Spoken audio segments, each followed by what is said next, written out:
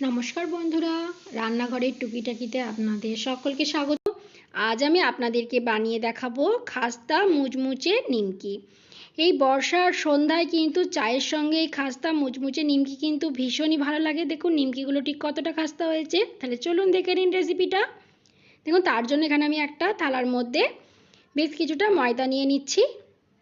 আপনারা আপনাদের পরিমাণ মতন ময়দা নিয়ে নেবেন। আবার এর মধ্যে দিয়ে দিচ্ছি স্বাদ অনুযায়ী নুন, দিয়ে দিচ্ছি গোলমরিচের গুঁড়ো আর কিছুটা জোয়ান। এইভাবে হাতের তালুর মধ্যে নিয়ে খুব ভালো করে এইভাবে ঘষে নিয়ে আমি এর মধ্যে দিয়ে দেব। এইভাবে ঘষে দিলে কিন্তু জোয়ানের সেন্টটা খুব ভালো লাগে আর খেতেও ভালো লাগে। এবার শুকনো উপকরণগুলো হাতের সাহায্যে একটু মিশিয়ে নিচ্ছি। এবার আমি এর মধ্যে ময়ানের জন্য দিয়ে দেবো রিফাইন্ড অয়েল। আমি এখানে তেল দিচ্ছি, আপনারা চাইলে কিন্তু ঘিও দিতে পারেন। দেখুন এখানে 2 চামচ আমি তেল দিয়ে দিলাম। আপনারা যদি ময়দার পরিমাণ বেশি নেন তাহলে কিন্তু এখানে ময়ানের পরিমাণটাও বেশি দেবেন। এবার হাতের সাহায্যে ঘষে ঘষে খুব ভালো করে ময়ানটা দিয়ে নেব। এখানে ময়ানটা যত ভালোভাবে দেওয়া হবে নিমকিগুলো কিন্তু ততটাই খাস্তা হবে। দেখুন হাতের সাহায্যে আমি কিন্তু খুব ভালো করে ডলে ডলে ময়ানটা দিয়ে নিচ্ছি। দেখুন এই রকম ঝুরঝুরে করে নিয়েছি। এবার হাতের মধ্যে এইভাবে মুঠো করছি, দেখুন এরকম দলা পেকে যাচ্ছে আর এরকম প্রেস করলেই ঝুরে যাচ্ছে। তখনই বুঝতে হবে যে ময়ানটা খুব ভালোভাবে দিয়ে নেওয়া হয়ে গেছে। এবার এখানে আমি জল নিয়েছি আর এটা রুম টেম্পারেচারে রাখা জল নিয়েছি। এবার অল্প অল্প করে জল দিয়ে এটাকে মেখে নিতে হবে। একবারে কখনোই অনেকটা পরিমাণে জল দিয়ে দেবেন না, অল্প অল্প করে দেবেন আর মেখে নেবেন। অল্প অল্প করে জল দিয়ে এইরকম একটা ডো তৈরি করে নিতে হবে। দেখুন ডোটা কিন্তু খুব একটা শক্তও হয়নি আবার খুব নরমও হয়নি। এবার ঢাকা দিয়ে এটাকে 10 মিনিটের জন্য রেস্টে রেখে দেবো। ফিরে এলাম 10 মিনিট পর। এবার ঢাকাটা খুলে নিচ্ছি। এখন ডোটা কিন্তু আগের থেকে অনেকটাই সফট হয়ে গেছে। এবার এর থেকে আমি লেচি কেটে নিচ্ছি। দেখুন এখান থেকে আমি 3 ভাগে ভাগ করে নিয়েছি। এবার এগুলোকে একটু গোল গোল করে নিয়েছি। এবার এখান থেকে একটা লেচি নিয়ে ওপর থেকে সামান্য একটু ময়দা দিয়ে আমি এটাকে বেলে নেব। যেরকম আমরা রুটি বেলি সেরকমভাবেই কিন্তু এটাকে বেলে নেব।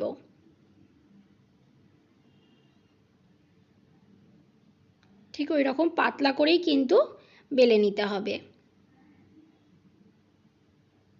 দেখুন একটা রুটির মতন আমি বেলে নিয়েছি। এই দেখুন ঠিক কীরকম পাতলা করেছি, দেখলেই কিন্তু আপনারা বুঝতে পারবেন। এবার একটা ছুরি নিয়ে নিয়েছি, দিয়ে এবার এইভাবে লম্বা লম্বা করে কেটে নেব।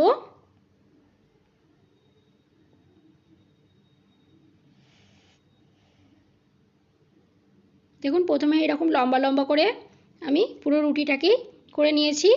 এবার ওইখান থেকে এইভাবে এরকম লম্বা লম্বা করে এগুলোকে একটু আলাদা করে নিয়েছি। তাহলে কী হবে, গায়ে গায়ে লেগে যাবে না, খুব সুন্দরভাবে কিন্তু নিমকিগুলো কাটা যাবে।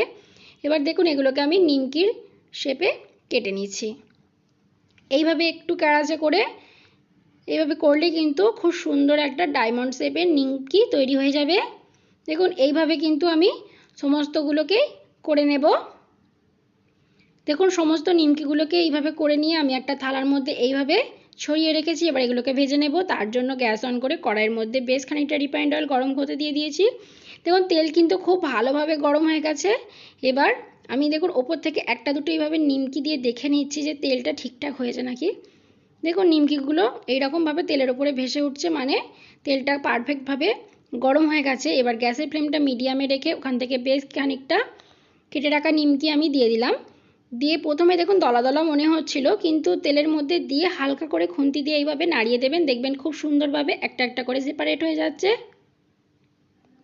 এইভাবে কিন্তু গ্যাসের ফ্লেমটা মিডিয়ামে রেখে বেশ কিছুক্ষণ সময় নিয়ে নিমকিগুলোকে ভেজে নিতে হবে।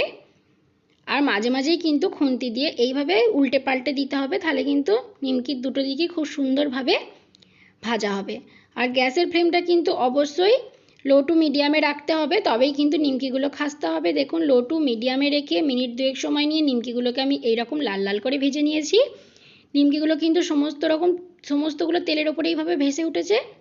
আর খুন্তি করে নাড়লেই কিন্তু একটা আওয়াজ হবে, আপনারা বুঝতেই পারবেন যে নিমকিগুলো খাস্তাভাবে ভেজে নেওয়া হয়ে গেছে। এবার তেল ঝরিয়ে উঠিয়ে নিয়ে বাকিগুলোকেও আমি ঠিক সেমভাবে ভেজে নিচ্ছি। দেখুন আবারও বেশ খানিকটা দিয়ে দিয়েছি, দিয়ে ওই একইভাবে আমি সমস্ত নিমকিগুলোকে ভেজে নেব। দেখুন সমস্ত নিমকিগুলো কিন্তু আমার ভেজে নেওয়া হয়ে গেছে। আর নিমকিগুলো কিন্তু ভীষণ খাস্তা আর মুচমুচে হয়েছে।